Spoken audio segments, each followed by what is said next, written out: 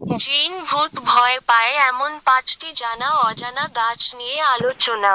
প্রাচীনকাল থেকে মানুষের বিশ্বাস, কিছু বিশেষ গাছপালা এমন শক্তি বা সুবাস ছড়ায়, যা জিন ভূতদের কাছে ভয়ঙ্কর।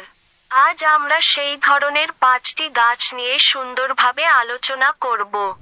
1. লঙ্কার পাতা। লঙ্কার পাতা শুধু রান্নায় নয়, আত্মিক শক্তি ও রক্ষার জন্যও বিখ্যাত। বলা হয়, এর তীব্র গন্ধে জিন ভূত কাছে আসে না। ঘরে লঙ্কার পাতা পোড়ালে বাতাস বিশুদ্ধ হয়, আর নেতিবাচক শক্তি দূরে থাকে। 2.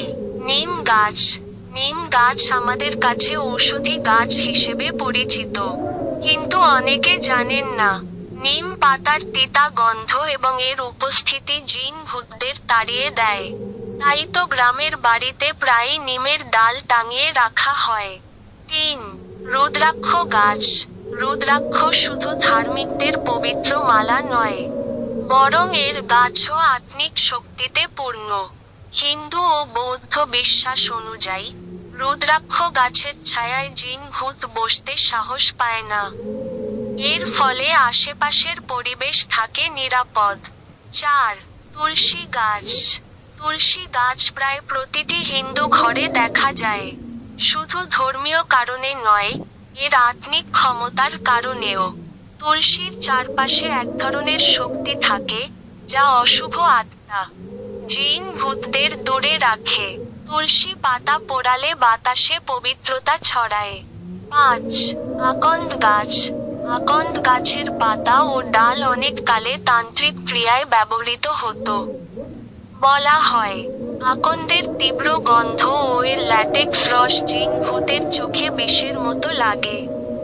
তাই গ্রামের তান্ত্রিকেরা প্রায়ই এর ব্যবহার করতেন। উপসংহার: উপরের গাছগুলো নিয়ে যে কুসংস্কার বা বিশ্বাস রয়েছে, তা শোনার পর দেখা যায়, প্রকৃতির মধ্যেই লুকিয়ে থাকে মানুষের আত্মিক সুরক্ষা।